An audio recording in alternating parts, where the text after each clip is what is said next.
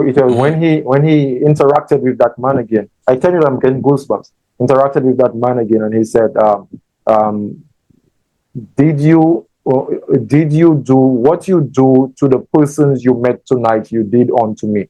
Did you take care of them? Did you give them the food? Did you give them the clothing? Did you give them? When you do that to them, that's like doing it to me."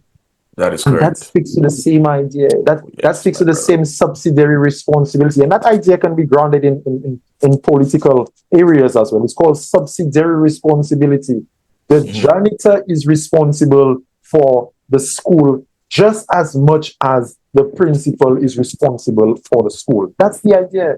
It's That not and that you that's correct. not that you have a hierarchical, oh, the principal is so much better than the janitor because she doesn't have 10 degrees and she didn't go to Right. 16 PhDs and all of that. She is as responsible for the school because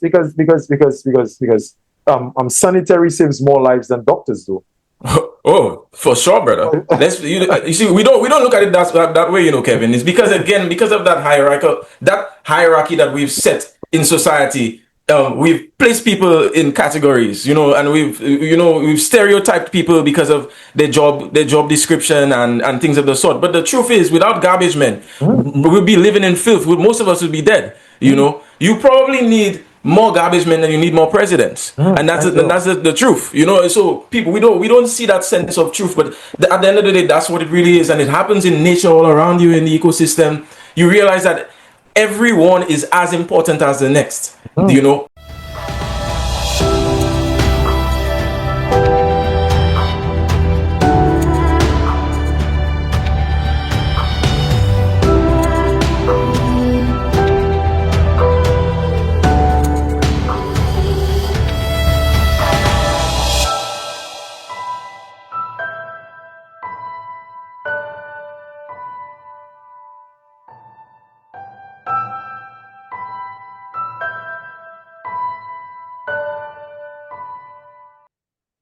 Hello, everyone.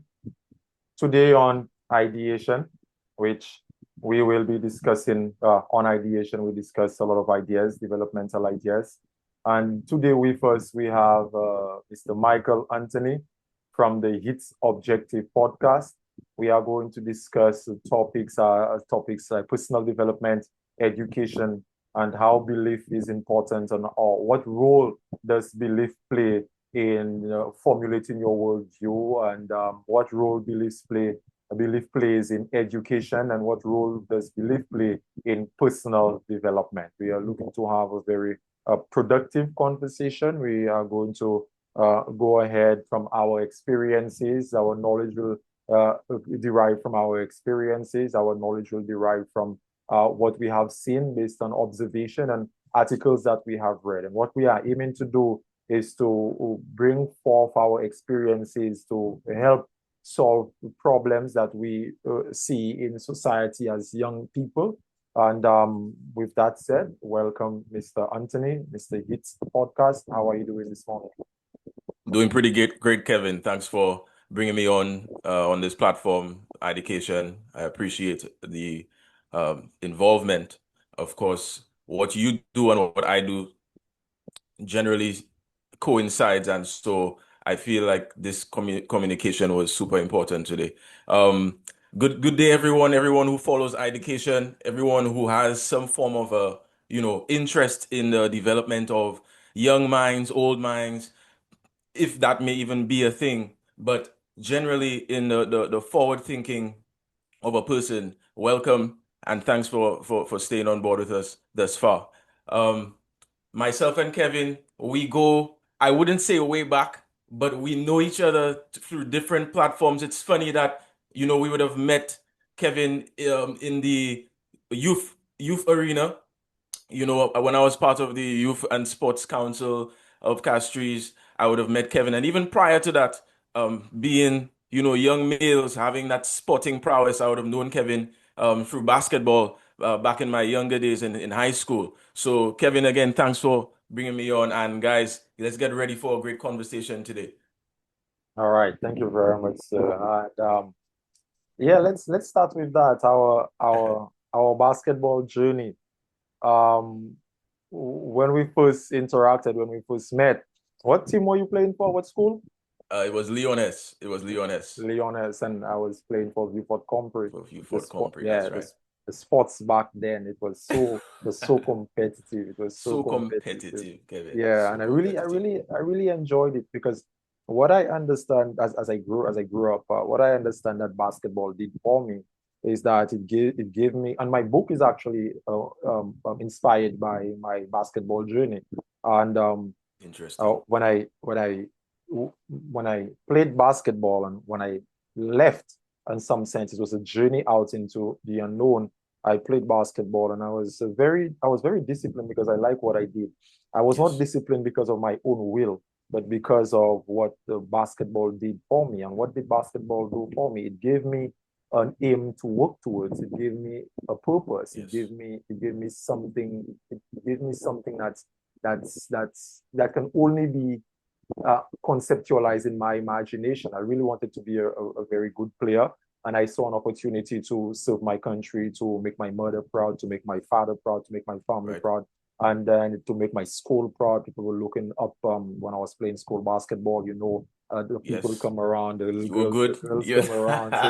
So, it The made good me old proud. days. Yeah, it made me proud of myself. And when I look back into it and I realize there are certain components in sports, in all Most sports certainly. you have an aim. Basketball was to score who scores the most points. Right. Football, who scores the Bottom most line. goals. Hmm. Bottom line. Cricket, who scores the most runs, right? And we have Hmm. athletics, who run the fastest. So That's all right. sports you have an aim. And what when you have an aim, you now have a structure, a set of rules for everybody to play by, so that to a standard of measurement to see how are you going to get to that aim. And that That's right. levels the playing field for every, that's why the competition is Absolutely. great. And that's the structure of the game. And then you might ask yourself, what is a game? A game is a system of rules with an aim. And That's right. because I was immersed in the game so much, I was able to be disciplined. I was not guided too much by what my mother told me I should do. My own internal logic, my own internal conscience used to tell me drinking is wrong because you have to be the best basketball player. Going Right. to sleep too late is bad because you will be tired, and Anthony will score way too much points than You you. know. So that internal conscience, they call it that internal logic, that internal Right. conversation Intuition. Hmm. it's actually part of working towards a valuable aim, and the That's right. rules that guides the valuable aim, you have to abide by those rules. We call that morality. And when I got to understand that, when I went to teachers college, I decided to write a book, and the name of the book is Purpose Driven: The Meaning of Life is Found in the Purpose to Live, because basketball really gave me meaning in a time when meaning is required for young people. That was when I was an adolescent, and it really saved my life. All my coaches know that basketball saved my life. You see, I'll as a be young honest, boy. I feel the same. Mm, Hmm. I'll be mm, honest, I feel the same because yeah, basketball, I mean, it really set the precedent for, what I would believe true brotherhood is, being on a team, having a sense of belonging and being able to serve a greater purpose, having your own purpose within that purpose. Because you could go for MVP, you could have your little benchmarks you may want to hit, 5 assists for the game, 10 points for the game. But the point is, it all conglomeratively comes together for a greater goal, which is, like you say, winning and scoring more points than the other team. So basketball for me as well, because I could be on I'll be honest with you during my high school, secondary school period, it was a bit erratic. There was a lot going on in my life, I would say, and then I could certainly speak on things like parenting and, and family life and domestic situations. Because at the time, my parents would have been broken up and stuff like that. And there was a lot going on at home. And I could certainly tell you basketball was kind of like you could say a coping mechanism for me to some extent. It became my first love. I'll be honest with you, basketball. Even before women, even before I had a great sense of, I wouldn't say just attraction, but the will to move towards basketball was the first will to move towards, and I feel that created a platform, a proper, foundational thought processing that leads to what we're doing right now. That leads to many great things to come, So kudos to basketball and all of our great coaches and the people who spearheaded these, events and stuff. And it speaks to what we're coming to talk about today, Kevin. belief and how this coincides with your actions and how it disposes you into a proper a future, you know. I feel that's super important. Do you feel, Kevin, that within, you know, navigating through your basketball experience, your adolescent experience, do you feel that your belief, and when I speak of belief, I mean that in a very vast sense, as in we could be talking about your creator, we could be talking about your sense of morality and moral conduct and different core values and principles. But do you feel that your belief, because you, Kevin, you are an individual, and maybe another man placed in your position or another boy at the time wouldn't have taken on the opportunity the same way, so how do you feel that belief speaks to your actions in regards to the circumstances that are presented to you, and along with having that belief, how do you feel that it aligns with your future in regards to taking these actions at that given point in time? Yeah, I think the way I think about belief and the way I understand belief based on my reading journey, my Hmm. journey in trying to understand myself in some sense and trying to contribute to meaningfully to society.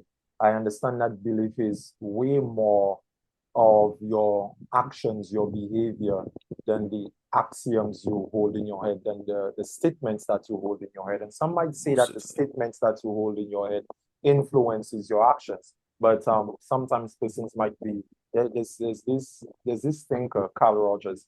He coined a word called congruence and incongruence. And what he is saying that sometimes persons might speak something and the Right. actions might not follow through with that thing. That means they are incongruent. They are not aligned with what they're I saying they see. align with. So your belief as is an amalgamation of what you do and what you say you will do. And that's what I appreciate the idea that the word, in the beginning was the word. The word is something that's very important. Your word says who you are. So if I Right. say I will do something for you and I don't, then I have a belief system that's lacking. So my belief system as an individual, I think it's grounded and again in my disposition as an individual, my Right. biological framework. I think so. I think your belief has to do your biology in some sense affects your ability to move and do something because sometimes me as an individual, I see myself as a winner. I see myself Certainly. that's how I see myself, You ought to. and and and some persons might be threatened by that statement, and it doesn't take away from the fact that persons who used that statement before were very in a very derogatory manner. They put persons down. They destroy persons for them to win. That's not my brand of seeing myself as a winner. Seeing myself as a winner is being able to do something that is beneficial for me, that is beneficial for my community, that is beneficial for my family, that is beneficial for my society, that is beneficial for my nation, and as far as the region that I'm part of, if I have the wherewithal and the ability to go that far. That So outreach. when Hmm. I see myself as a winner, and how I see when I talk about myself, I don't look at me as a limiting person. I see I see myself as my family. I see myself as my community. All of those things, and there's this idea from Yuri Bronfenben, the thinker. It's called the ecological systems theory. Don't see yourself as that one individual. You are part of you. You are identified with your community. Your community is you. Your family is you. Absolutely. Your society is you. All of us collectively, we are St. Lucia. So if you see yourself that way and you see yourself as a winner, those other things have to be winners as well. And that's how my belief influenced me. That my belief, the way that I see the world, I believe that the world is the way that I see my worldview in some sense. I believe that we are all able to win, and I'm going to be a catalyst and instrument of that in some sense. Most certainly, most certainly. I appreciate that response because that speaks to confidence, and I feel what we're doing here today, Kevin, has to align with building confidence for people who don't have it, Mhm. showing them that there are loopholes and that there are, you know, channels that can be accessed to get into that point? Because, having that winning personality, Kevin, doesn't just spring out from anywhere. And I mean, it can happen for certain individuals who are born with certain gifts that we cannot deny. But for most of, I would say, most of society, especially a lot of young males, they wouldn't have had that sense of confidence. Let's just say that most of society, is being beaten down by poor parenting, poor access to, a lot of social media, a lot of clickbait, a lot of crap that they have no control over. I realize that you are currently part of, I believe it's an organization for young males. What exactly is the name of it? It's ideation. No, it's ideas for boys and men. Ideas. It's initiative for development, stewardship for boys and men. For So boys and basic, men, yeah, yeah. So basically, the acronym is a long one. So basically, right? what we do, we have a policy. And Mm, our policy speaks to our developmental aims, and what we're trying to accomplish is to help. We have seen, first of all, the problem.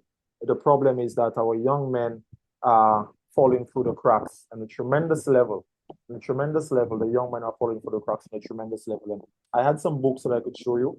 right. That's the Boy Crisis. And part of what we did was develop that organization based on this book.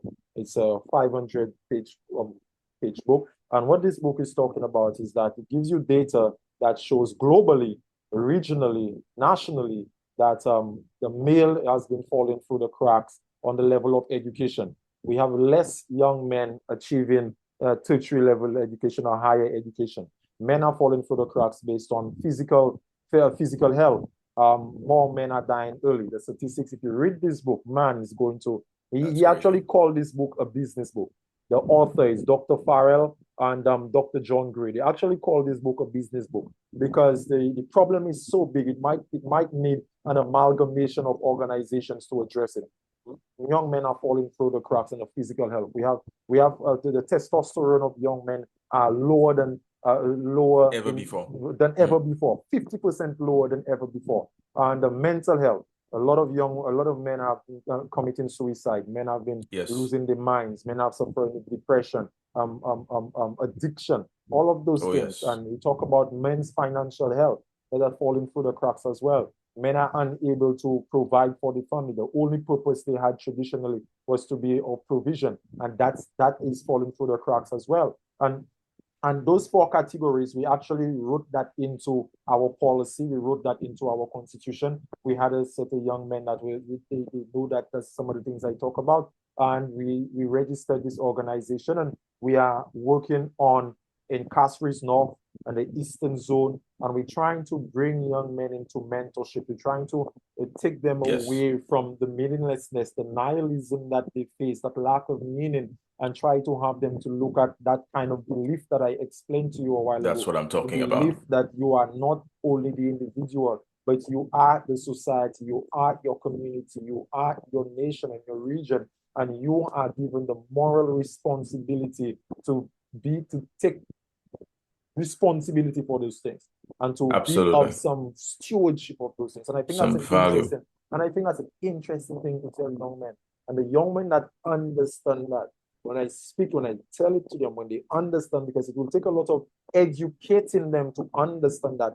Or how you mean To I am begin not, with. yeah, or how you mean I Right. am not me? How you mean I Hmm. am, but Right. there's an extension, there's a stewardship, there's a shepherd part of you that you need to integrate into your personality so that you are able to be a net good for everybody around you, even the economic value of your nation.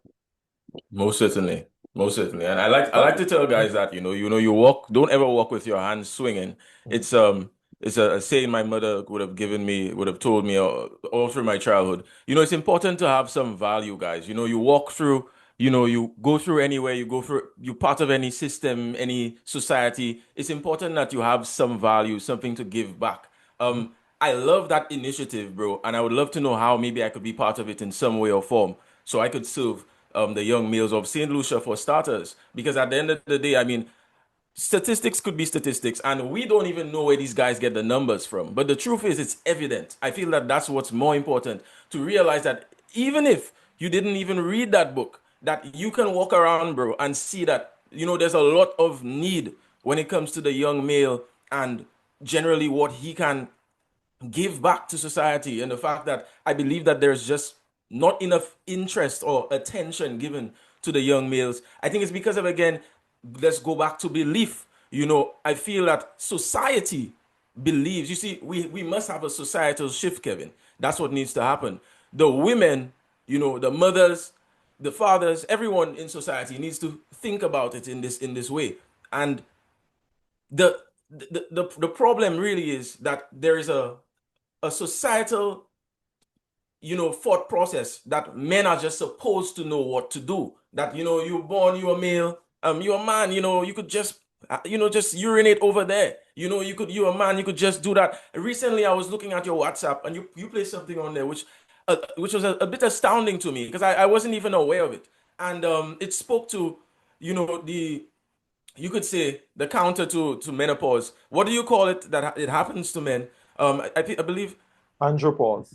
andropause. And guys, whoever's listening, if you didn't know, guys go through something called andropause. From the early 30s, I read on it, what I saw it in his status, and I was like, but that's interesting. I didn't even really know that. And we go through that, and no one cares. No one ever talks about andropause. What the hell is that? And that's the thing, there's no interest in the male who is, or who ought to be, the leader. And if your leader is not in full commission, if he's not fully operational, then the whole thing is screwed up. And I think that's, we need to give more power to the young males, more extension of ourselves. And I appreciate the fact, Kevin, that, you're speaking from a place of love. I mean, we could use the semantics in many ways and use the words however we please. But when you say that someone has to feel that they're that other person. That's what Jesus did. That's what the great ones of our epics and our many eons have told us. It's about realizing, guys, actualizing that that person in front of you is you. And if you could make your life better, it could make their life better automatically. It's that domino effect. I do good, you do good. I do good, my son does good, his friend does good. And it just goes on that way. And it really stems from a place of love, Kevin. So I really appreciate that thought processing, because that means you believe in love, brother. That is as simple as that. If you want to put it on layman's terms, that's pretty much what it is. So that's a great philosophy, and keep that going. Hmm. Yeah, yeah, and I like the fact that I think it's a strong, your ability to decode the rationalization of love. I must commend you on that, because yeah, yeah, because sometimes you and and and persons might give you an opposite argument, and that's what Certainly, they can. displeases me, that uh, somebody will come and say, I love you, and I know love is strong, it's a strong concept, Right. it's an abstract noun, in some sense, an abstract Yes. idea. So you need to be able to ground that abstract idea in something practical. So Yes. a lot of those concepts, persons can just use that word. Some person can just gonna say, use it, but what does that really mean? And that's where Right. it goes back to belief. Whether your belief is just a statement that you say, or whether it is your actions and the way that you act. So you need to be able to have Bravo, Kevin. not just a rationalization, but an ability to understand what it is, an ability to articulate what it is without just saying a broad term. I just this, I mean just that. So it's not Right. broad. I brought it down into a pragmatic manner. So I might That's be correct. bringing it to you, and I might not even tell you it's that what it is, but it's really and truly, I am less courage. You can break down courage so that you can understand. Somebody can say, I am courageous, but what does that mean? What does that mean? Somebody can say, I am. But You understand? This what is do you just mean? semantics. It's just Yeah. How do semantics. you how do you Uh, pragmatically show bring this? Yeah. bring How do you that. bring this out? And I posted something recently, and I read as an interesting thing that the part of our brain that was required for speech, it is it is a different part of our brain that is required for our ability to have actions. And we have overutilized, we have overdeveloped the part of the brain for speech. So you find a Yes. lot of persons just talking. And we have a lot of persons who talk very well, persons who talk Hmm. very well. And when you look, nothing is being done. So is Right. there a problem of not understanding what we're saying? Are we just using words meaninglessly? So that's one of the things that's why I explain it the way I explain it, to be able to Yes. understand what this is. It's not me. Absolutely. And that's where, and there's a story of, there's a Greek, I think it's a Greek story of a young man named Narcissus. And Narcissus, he Yes. was a I very, believe. yeah. He Go was, ahead with that story because I think that name just rang a bell. I think it's from school. I remember this yeah, story. yeah, Narcissus. Go ahead. yeah, Narcissus. And he was a very handsome young man, very handsome young man. Everybody in the community and Yes. his area really was attracted to him. They always praised him on how nice he was. But because he was never seen himself, he never saw himself in a mirror. He was always confused as to why people treat him different from everybody else. And one day he went by the river, went by the well, and he saw his reflection. And he stayed by the river for days upon days, adoring his own reflection. Yes. And he got weak without food, without sustenance. He got weak. He fell into the river and he drowned.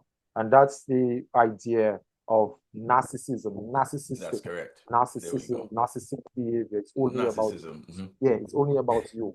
And there are belief systems that guide narcissism so nicely, Yes. narcissistic behavior so nicely. And a narcissistic environment or a narcissistic organization of people cannot Hmm. be productive because it's only about that individual. It's not about the purpose. It's not about the mission. It's not about the greater good. The And greater good. it goes back to our team, playing on a team.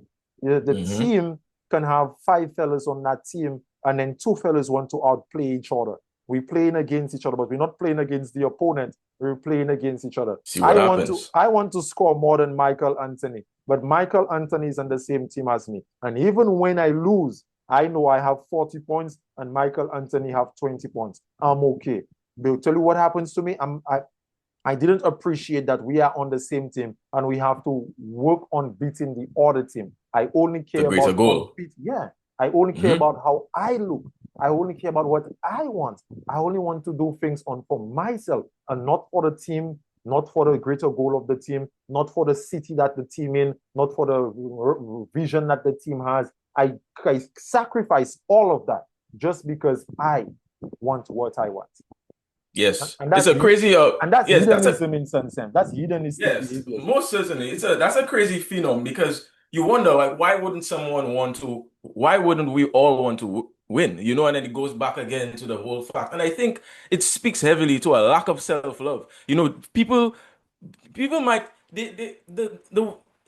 the media has made it seem as if self-love and individuality speaks to a higher sense of self-graduation, and that, you know, when you love yourself, you know, that is really and truly the ultimate fulfillment that life can offer. But the truth is, it's supposed to be the inverse. I mean, self-love is really supposed to breed more love through your actions and stuff like that. And you find that, you know, why would you want to outplay your brother, you know, to be called an MVP when you could be called a champion? And guys don't understand that. And again, it's because of us falling so deeply into the wordplay and you know, the semantics of things, and again, not really understanding the true practicality behind having these types of principles, and more so these types of beliefs. You know, it's important to have a grounded belief of togetherness, because at the end of the day, we're all on the globe together, Kevin. And then, you know, irrespective of us having, you know, certain, you could say, let's just say positive,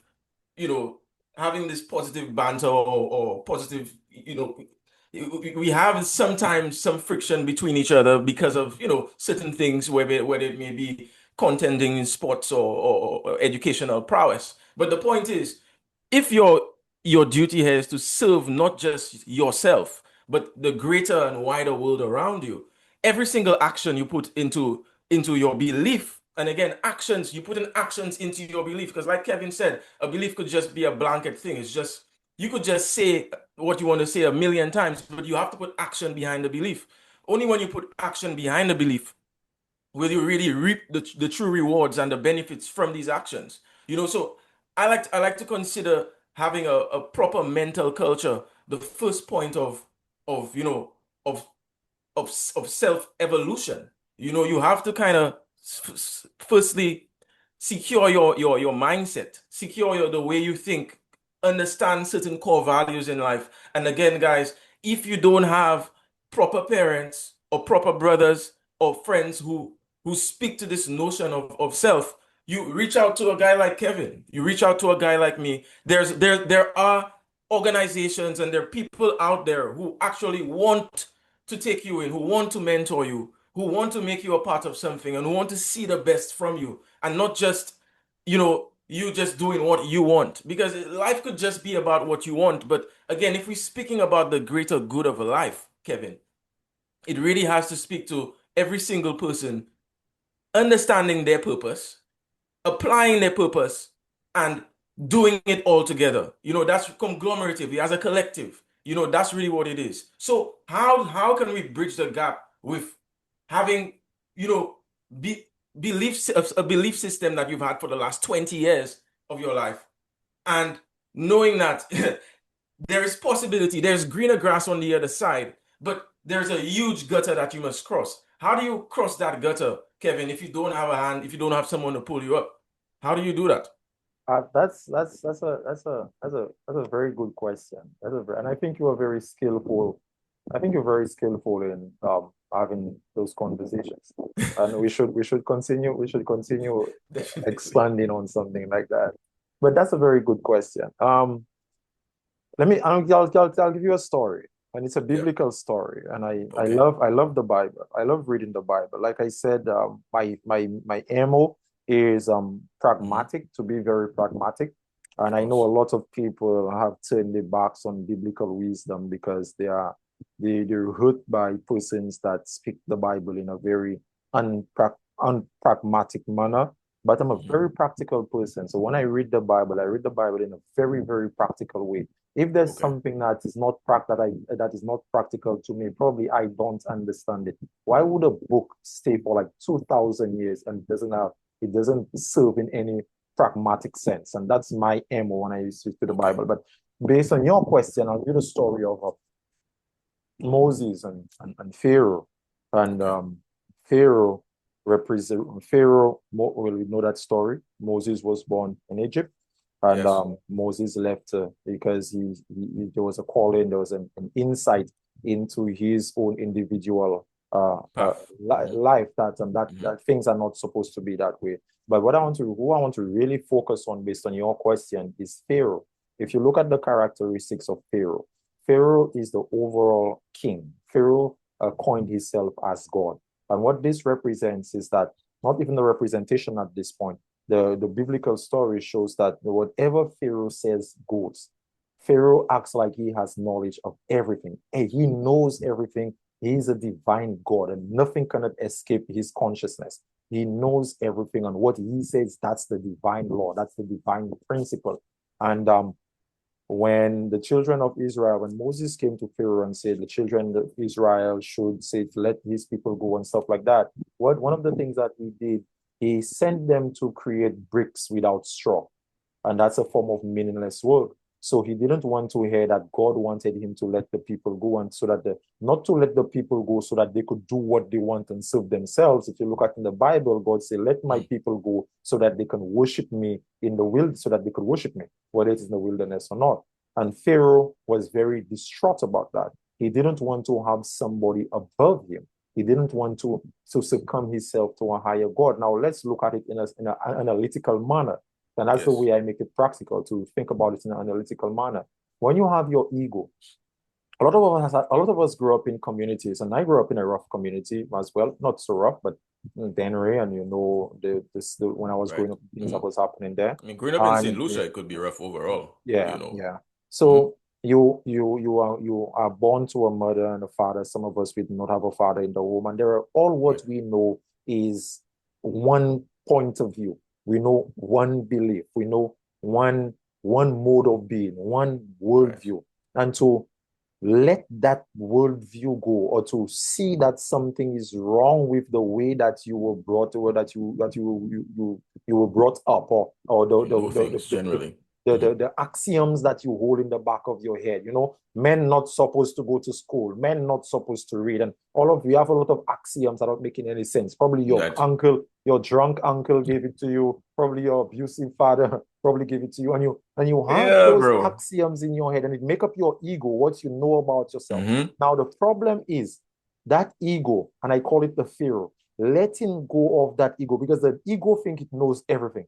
The ego acts like a way, I know everything. All what I know is what's real. So to Right. let that go, to let that ego die, and to go and search for things that you don't understand, or to update your worldview, or to say things in a better manner, is even a difficult thing, especially for young, especially for men, and based on how the mind works.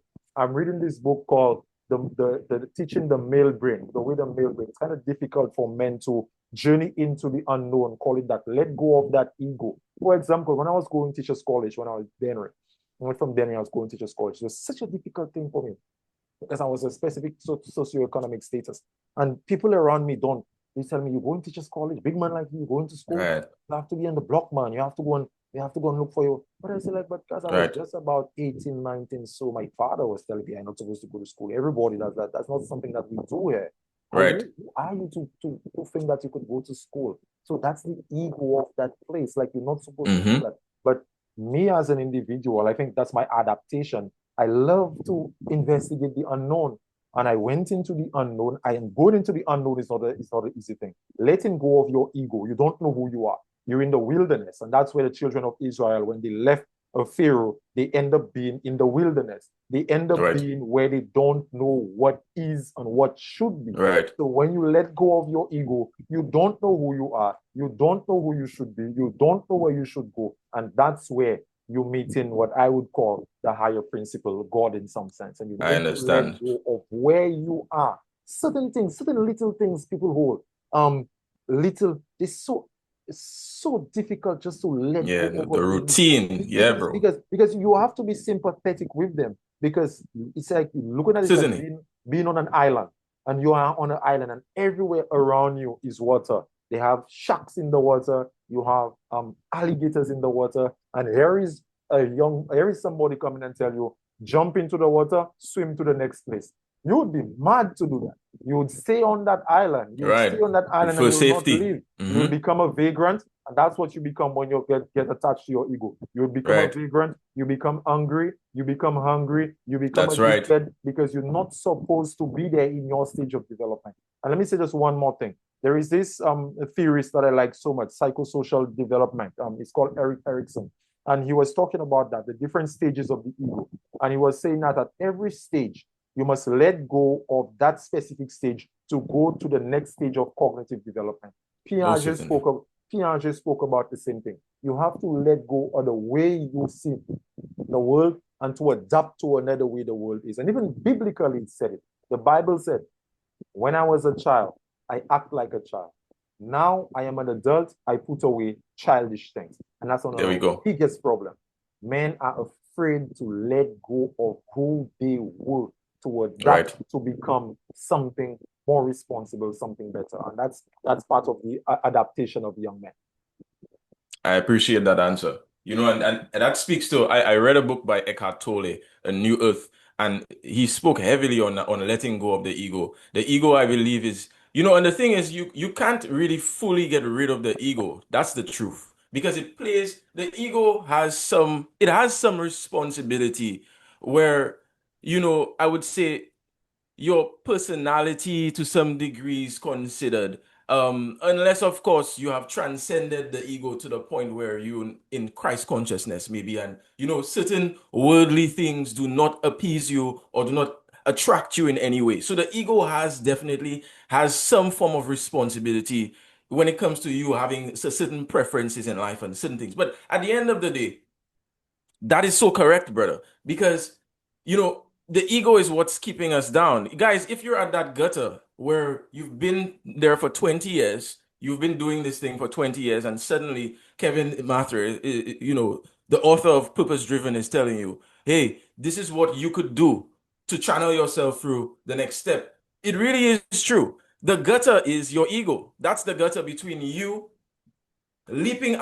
It's a taking a leap of faith, like he said, and it's very true. You don't always have to know what's on the other end of things. You just have to know that it's better. And once you know that, you need to take that leap of faith and emanate a sense of true self-love that can allow you to springboard you into that action, because otherwise, you're just going to be stuck on that island. And yes, you might be eating coconuts, but at the end of the day, you could be eating steak and something else over there and you don't even know that. So it's the question is, how important is your future to you? That's a very important question to ask yourself as a young man or young woman today, listening to this show on this platform. How important is your future to you?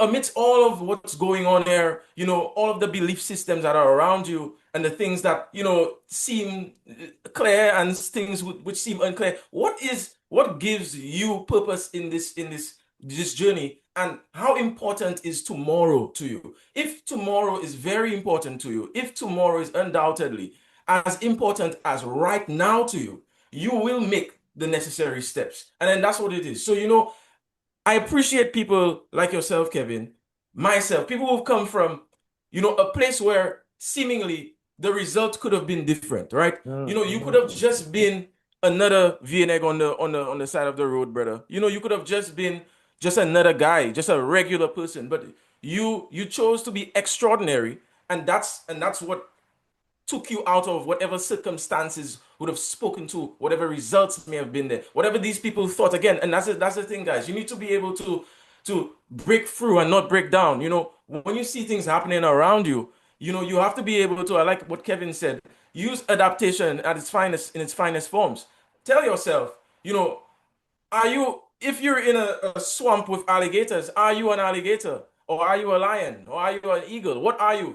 So you need to define yourself, and not with the ego, but define yourself with purpose. Define yourself from a place, a place of core love, a place of a place of action, like Kevin is saying. Because again, we could talk all the nice flowery speeches and have all the philosophy in the world. You could just go on Google, guys, and type a bunch of quotes, and you will get some very interesting, things that could trigger But at the end of the day, what is inspiration if it is not backed by action? What is an aspiration if it is not backed by a goal, a true, a true solid result? And that's what it really is. So, and Kevin, I speak this way, and I am not even, I wouldn't necessarily say I'm a secular individual, or I have this, I agnostic mentality when it comes to belief of the higher power. I mean, I would definitely say that I'm not necessarily a direct believer in Jesus Christ, and I would speak on this specifically as it pertains to Christianity as a whole. I believe that Jesus was there and he was a guided messenger. That's what I believe. But at the end of the day, irrespective of all these guided messengers we would have had from the beginning of time, it comes down to you and me right now having this conversation and whoever's listening. And guys, the messages are there. Like Kevin said, the Bible has been there for about what, 2000 plus years going on, right? That predates that actually. But at the end of the day, you wonder why. Why is all of this information there at our fingertips? And we choose to, meddle in things that are not helpful for us. You know what I'm saying? We need to meddle in things that are helpful for us. Read the Bible, read a good book. Purpose driven, Kevin. Can we get it on Amazon? Or how do we get your book? If I want to get my hands on Purpose Driven, do you have hard copies? How do we get our hands on your book? Yeah, we have I have copies with me, but we also have it on Amazon as well. If Okay, anybody is listening and they would like to purchase a book or read the book, you can always reach out to me. I'll put the link of the book in the bio. And great. yeah, yeah, Yeah, let's definitely do that. You see, yeah. so again, guys, it's about actioning your thought processing on your life, like your future. Read his book, buy his book, read the Bible. Sometimes it's at your home, it's free, it's taking up dust. Read a good quote and then put action behind it. Kevin, a lot of the times, I like that you spoke on this narrative of talking, and what did you say it was congruence? What was his name? In Carl Rogers, Carl incongruent. Rogers. Yeah. Incongruence. Guys, let's not be incongruent. I love the fact that I'm learning new words from you, Kevin. Because, you see, and that's what they say, it's good to be around people and to to network with people that you can take something from, guys. Stop hanging around people that don't give anything to you. And when I say that, I don't mean to be, there are some people, Kevin, who tend to be opportunists. They just want to be in your space because you could give them something. Again, it's about having that re re reciprocity in your actions, being able to give and receive at the same time and showing that, you can use whatever is given to you for the greater good, for the betterment of yourself and others, your wider community. So I really wanted to take some actions on what you've said today, Kevin, even in my own personal life, I feel like I've been doing some talking. And I mean, I've been doing the youth work and I've been doing a lot of things, but I've sometimes, sometimes you feel like you could do more, right?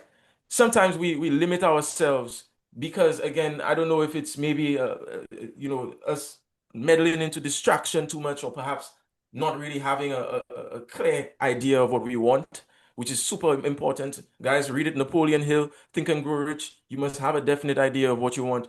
That's the only way you're going to get Definiteness, it. definiteness of purpose. There you go, my brother. That's what I'm talking about. And without that, it's just going to be a recurrent expression of emotion for you and not of true value and and we true go back material value. and we go back to the idea of the game. We go back to the idea of the game. You must have, if you cannot play a game without knowing what you're trying to What the do, rules are. what you're trying to do. The rules guide what you're trying to do. But You I'm either trying to understand? score goals, I'm either trying to score make runs, I'm either trying to run a fastest time, and that now structures your day, it structures your mind, it structures your perception. But That's right. you cannot have a perceptual framework, a belief system, or Mhm. conceptual framework. All those words means the same thing. You cannot Right. have that without having a definiteness of purpose, without having a goal, Must. without having a Must, mission. guys. You cannot have that. That's right. If you do You not have must a have a mission, mission. you are what Viktor Frankl called and nihilism, what Ah, Carl Jung called general neurosis, and what Friedrich Nietzsche called existential crisis. All of those thinkers call that the same thing. They give it different right. words, like you're saying correctly. We can use different words, but it always goes back to the fundamental idea. No goal, no positive emotion, only negative emotion. You have to run behind the negative emotion with addiction because you don't have a goal. Biologically, when you have a goal, when you have a vision, when you have a mission, and you're moving towards it, the positive emotion you look for in hedonic pleasures like drugs, like alcohol, like over utility of sex. Those same emotions, Right. you get it when you are moving towards the goal. And you get it even stronger when the goal is not only for you, when the goal is for your family, your community, your nation, and you create a network of people around you, you build a proper character, and that's where you have necessary power. Brother, you need a round of applause. You need a round of applause. Guys, you just heard it. That's the formula. And if you didn't hear it properly, just play it over again because you can. That is the formula right there, bro. And a lot of the times they make it seem like it's so difficult. I think the hardest part again is to create or to curtail the proper mental culture to access that very formula. And Yeah, that's what it yeah. is. And that starts with a habit, bro. You really have to start small, sometimes if you're not again in the habit of being a winner, if you're not in the habit of being someone who channels his goals and his wants and his needs, his desires at his highest degree, you have to start very small. Start making very small adjustments in your life. Doing the little things so the bigger things can happen later. That's really what it is. Because I appreciate that thought processing, brother. That at the end of the day, you have to do you for me and you. It's about the collective, brother. It could never be anything else because at the end of the day, you have boys, right? You have kids, right? Yeah, I have two You know, boys. exactly. Every person you touch in your life, Kevin, your boys are going to be touched by them in some way, whether it may be directly or indirectly, Everything we give, guys, into society and we pour into this world is going to affect our loved ones. It's going to affect the people that are around us, the people that we hold most dearly to our hearts. So again, it's about kind of channeling that energy and being an example for your community and the ones that are coming up behind you, So that's really what I'm trying to do here with my life path because again guys, we're going to pass away at some point. It's all going to happen. We're only here for a certain period of time And you have to make this legacy great, make this something that was worth your while. You wouldn't have want to stay here for 60, 70 years, Kevin. And then all you came out with was, a couple of birthday drinks and, like you said, hypersexuality, and just all you did was smoke and drink your whole life through. And you really didn't express the core essence of yourself and your purpose. That's what we're here for. And if we could all do that at the same time, this utopia that's been spoken about in the Bible, that's been spoken about in many different epochs of life, it's possible. It is possible, but it starts with That's it. you. That's the idea. That's the idea of heaven on earth in some sense. There you go, brother. That's what it is. Because the And fundamental prayer is saying, "Thy will be done on earth as as it it is would, in heaven." as We that pray is that correct. all the time. All the time. And we don't, and you see what you're saying, Kevin, we don't try to actualize these words. We always just hear the words and we sing it like a song, but you don't really realize what you're saying.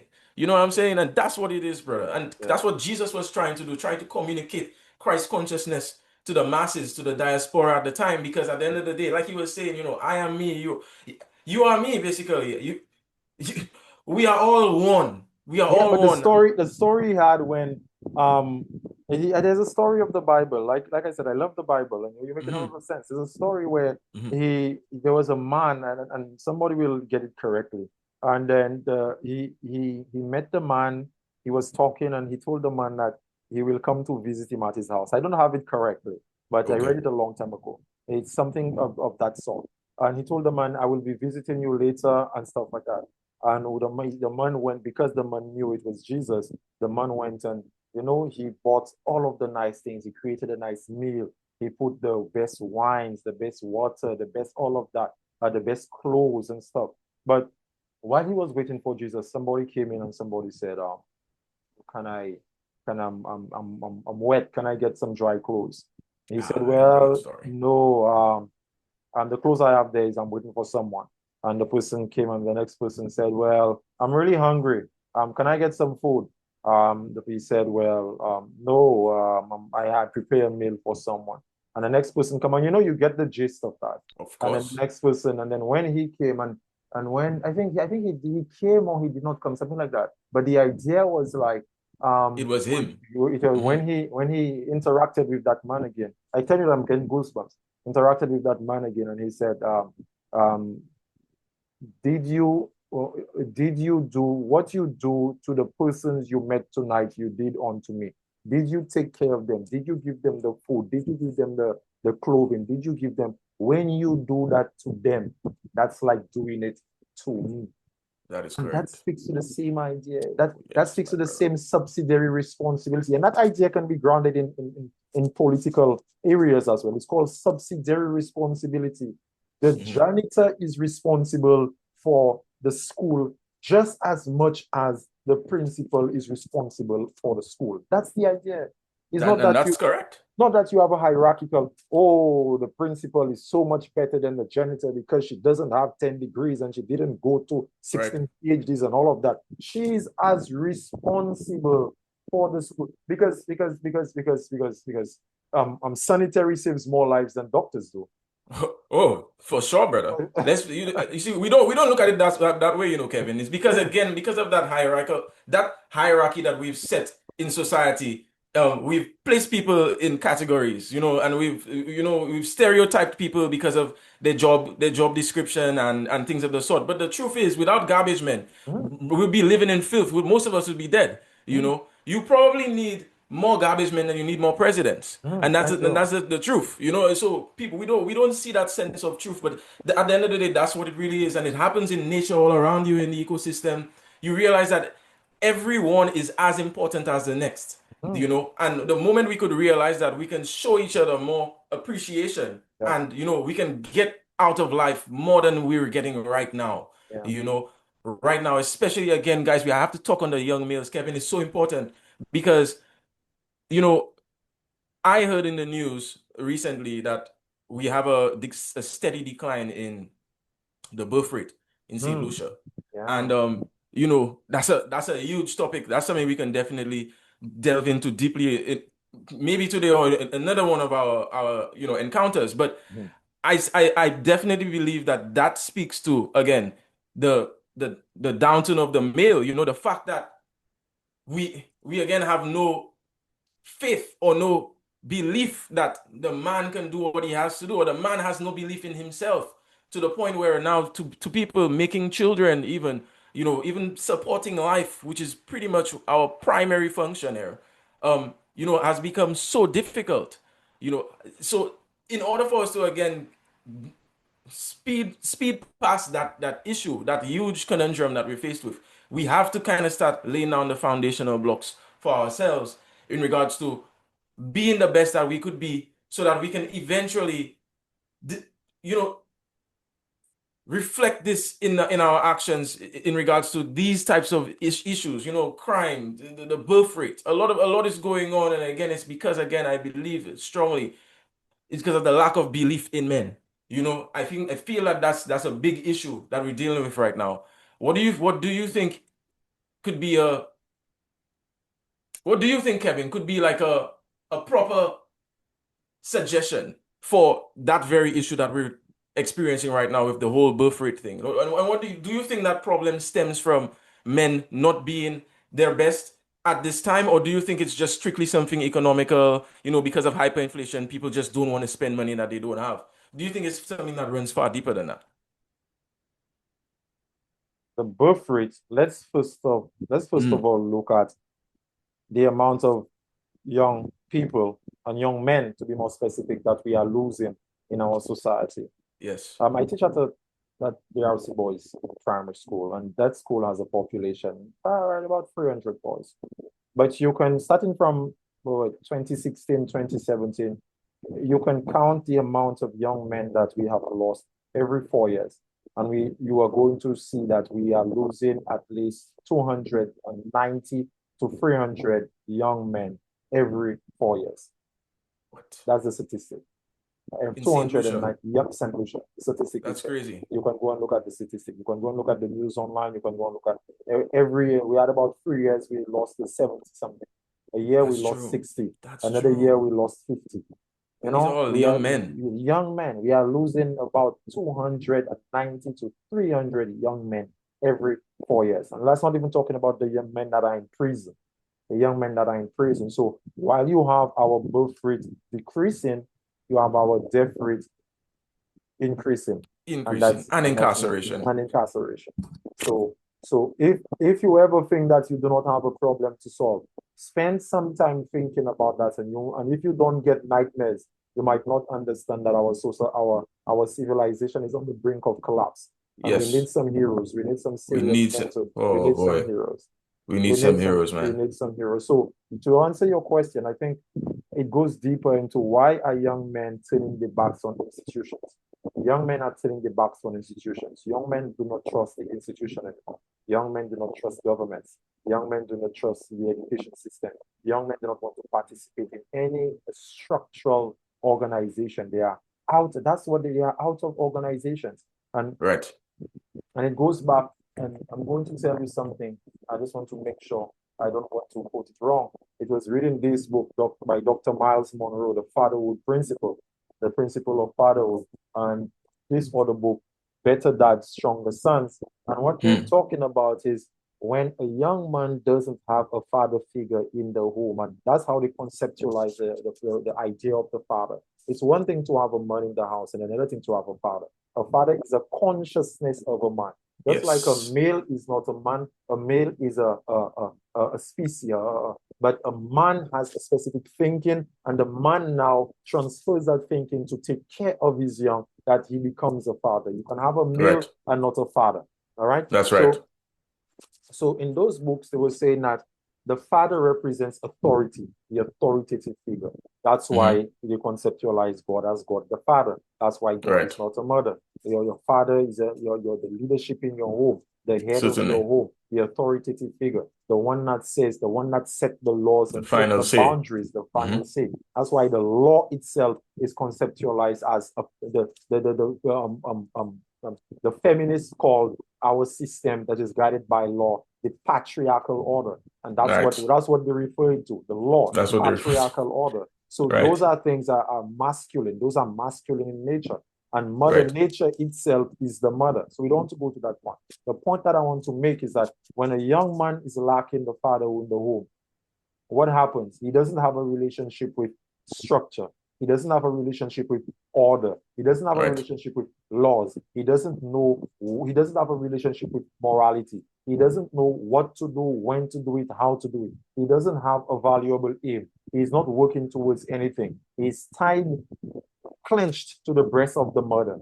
He's in love Right. with his emotions. He's very impulsive. He's very erratic. He doesn't stand on principle, you know? So That's when correct. he lost that relationship with the father, as we can see, we have a lot of single parent homes in our society. Right. When he lost that relationship with the father in the home, he goes out to the classroom. And when the teacher tell him, sit down and behave, that's strange. How you tell me to say, I can be running around and do whatever I want. I teach at an all boys school. I'm speaking from experience now. Oh And when you yeah. speak to the parents, oh, his father is not at home. The mother will give you some soft story as why he's doing everything in the house. And when you as a male teacher come and say, John, you're supposed to sit down, you're supposed to go. John is watching you like, sir, are you mad? Yeah, like what Sir, is this? what are you, what you say? Right. Now he's starting to defile authority. He's starting to feel like authority is against him. He's starting to feel like he's starting to do what he wants. He's And that shaking starts because from so early. his mind is not conditioned to be able to know that there's an authoritative figure. Now, if that is not addressed in the school, now he goes to the society. You ask yourself, who's the authoritative figure in the society? The policeman. The policemen are the authoritative figure in the society. So you find them being always in trouble with the With the authoritative police. figure, which is the police. So it's it's it's well documented. So Oh my God. we have failed on the What a level of the family. process. We have failed on the level of the family. We have Mm-hmm. failed on the level of the education system. We have now our society. Now, what are all those things driven by? Those things are driven by a system of ideas where the liberalization, moving away from the traditional point of view, how things should be done, let children do what they want. Children are Right. free to choose. So all that liberalization that comes from North America and Right. Canada, well, Trump Yes. threw it out now. Trump threw it Yeah, out now. which I mean, I'm not necessarily a big fan of Trump, but he has certain principles that I definitely believe in. Because there have some things, Because you're a man. You're a yeah, man and precisely. Like, come on, man. There are some things you have to keep, and I can appreciate the ever-evolving world, Mhm. Kevin, because the world starting from, 0 BC to now is a completely different place. And Mhm. that's full well understood. But there are certain laws of nature, and I think what human beings have tend to do is compartmentalize themselves and taking themselves out or taking ourselves out of this, this entire circular process of the laws of nature. We believe we are above it. We have this anthropocentric mentality that we are the center of the universe and that everything is below us. Narcissism, narcissistic, Narcissism at its finest. There you go again. And that's the problem. Because guys, I mean, come on. We can definitely do better than that, brother. Yeah, yeah. And that's what happened in the Garden of Eden when God told them not to go over into this tree over there, and they decide they can create their own morality. We as human beings today are creating our own morality. There's nothing new under the sun, my brother. We have done it Precisely. before, we are doing it now. We are trying to define the moral framework and not realizing that there are fundamental elementary Fundamentals. ideas grounded in principles And that that's not just it. supposed to be tampered with. That's Number just one, it, the brother. family structure. You cannot tamper with the family No, structure. You cannot tamper with the minute you tamper with the family structure or you try to rewrite the family structure based on what you want it to be. It's a trickling effect. brother, that's And the men basis need to of stand up. yeah, that's it. I mean, tampering with the family structure, bro, is tampering with the basis of our life basically our entire life path, Hmm. that changes the thought processing, it changes the culture, it changes, and that's the thing. Again, it goes back to where we started this conversation from the belief. Hmm. These guys who are in power now, these guys who have the power, they're not in power. You're in power if you want to be, by the Hmm. way. They have the power right now to do certain things. They believe that, again, this diversity in action and stuff. Again, we can appreciate certain things.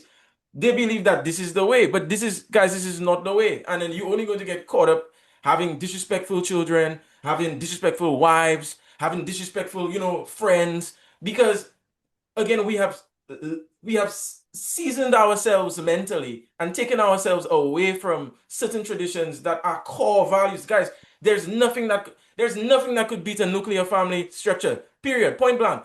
Nothing that could beat it. Maybe with the exception of an extended family structure, which I can appreciate because yes, a village is super important. That definitely can speak to something else. But at the end of the day, the nuclear family, having a mother, a woman, a man, a father, and like Kevin is saying, not just having them as a physical representation, but more so a representation in actuality, in pragmatism, that they serve their very roles. Yes, there are roles. Yes, a mother cannot be a father, and a father cannot be a mother. There are things that your wife only can do, Kevin, about your kids, and there are things that only you could do with proper effectiveness. Again, that's what it is, guys. We're trying to be as effective as possible. And there is no way you could be super effective by stringing along these hybrid types of family systems. Right now, everyone is interested in co-parenting. It's like, I like to see that person. I'll just have a kid with them and then I'll just take care of my kid on the side. And, it's like people have such weird, and again, you live your life however you please. That's all well and good. But if we are talking about these core issues, guys, like crime, what we just spoke on, 200 and every 4 years, come on, we do not have enough people here to support that. That's why there are not enough kids being born, because there are not enough fathers to make kids. There's not enough people there to spearhead family groups and do things like that. So, it has to come from a space again of understanding that this is a collective movement, that your move and my move will affect his move and will affect her move. And so we need to, like they say, when you're on the road and in defensive driving, when you go to driving school, you drive for the other people. You don't just drive for yourself. You know what I'm saying? You're on Principle this road again. and you Another that's right, brother. principle. Another principle to fully, make you understand to dissect this principle. Guys, again, you need to understand what you're saying. Otherwise, you won't be able to do what you're saying Thank you you. know. And I really appreciate what we're talking about today, Kevin, because I feel like this requires so much more intervention, so much more involvement, especially from government groups and private entities that have a certain level of influence. I feel that it should be more about doing these types of things and just about parties and and raising the GDP, because guys, the GDP extensively will not be it will not be established in a proper form if we don't have a proper workforce, and that stems in itself stems from, again, a proper mental culture, which stems from a proper family unit, and so on and so forth. So it really all just comes in together, and it starts from me and you. It starts from us, Kevin. You being a proper father figure at home, myself being a proper father. I'm not a dad as yet, but I have nieces, nephews. I do youth work, and so I believe, again, like Kevin was saying, you might be a male, but you could be a father figure. We need more mentors out here for these boys.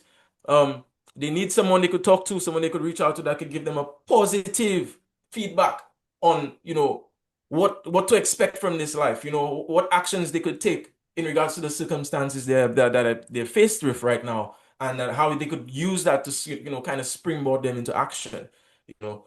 So I feel like these conversations need to be had more, Kevin, even on a governmental level. Instead of these guys always screaming at each other at Parliament, let's let's start talking about what actions we can take for this youth. Because when you all pass away 20 years later, these are going to be the leaders of today, of the today at the time. And if that's what we're working with, Kevin, then we are doomed. Our future is doomed. You No, know. just to end, let me know. That's a very good Mhm. point. How can you see me and you, based on with what is already being done, because we're a collect, and again, like I tell persons that work with me, it's not a my thing. My philosophy is Right. practical all around. It's not a my thing. It's that's I'm going to live here, and this thing will still be there. It's not a my thing. So Yes. how can you see? You can come on board and we can collaborate. We have something coming up in December on our financial mandate to help develop the financial aspects of men. We have something coming up in the pipeline. And how can you see we continue spreading the message with our content creation, our podcasting, and what we can put our feet on the ground doing. We have a registered organization. We have already have the launch. We launched Fathers Saves Lives at the NSDC, and we are looking to do some other things. We have some other men who have registered with us. We have a WhatsApp group, and we're looking to put things in place so that what we're discussing here can be in practicality. People will not only watch us on Absolutely. YouTube, just talking on YouTube, but they're going when they see us in public, they will be seeing us doing exactly what we say we'll do. And that's how the digital and the physical world can merge. We come here and we discuss what we're doing, Coincide. and we go ahead and we get it done. You can And show that it. they can Right. specify ourselves, give ourselves a necessary mission and vision. And how can you see we collaborating Yes. together? Because a mind Yes, like man. yours, and an ability to articulate yourself like yours is required in whatever we are going to undertake moving forward. Endeavors.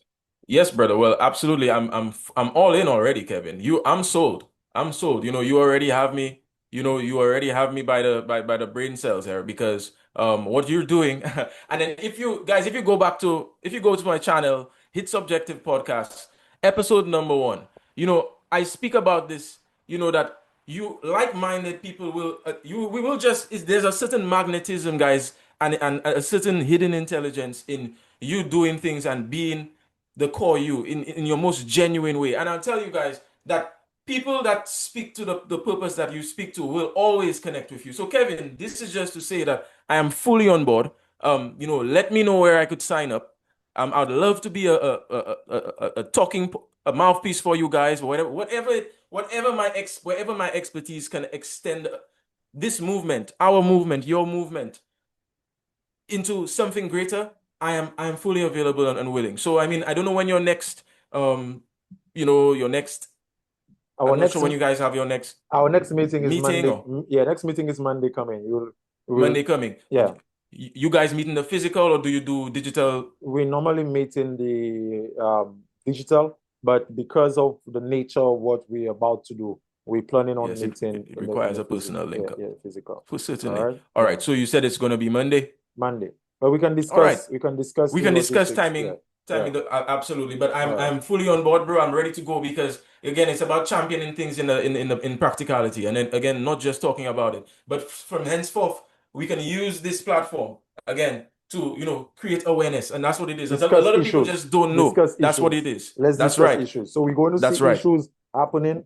We have those men, like you said, screaming at each other 24/7, and they're not discussing the core ideas. That's why my channel, Ideation, I want to discuss ideas. I want to break down what the words mean. I want to break down what democracy mean. Yes. I want to break down how Yes. democracy, I want to break down what feminism mean. I want to break down what traditional values mean. I want to break Yes. down these ideas of multiculturalism. I want to break down these ideas to understand those ideas pragmatically so that we can apply it into our And policy use for us it. to make Yes, social brother. change, not just talk. There's a lot of people that talk so well, bro. Yeah, There's a lot man. of people that use jargons upon, They especially the know the religious words. types, Right. especially the Oh, religious people. especially them. Bro, they talk and they tell you things, and oh my And God, quotations and quotes and and quotes but nothing behind it. Empty vessels make the loudest noise. So I So don't want to be that. I don't want to be no, just not at come here all, and brother. talk and talk and Not at talk. all. Not I'm at talk. all. We're going to move. I'm a mover. Like you Yes, remember, like bro. we Yes, started. bro.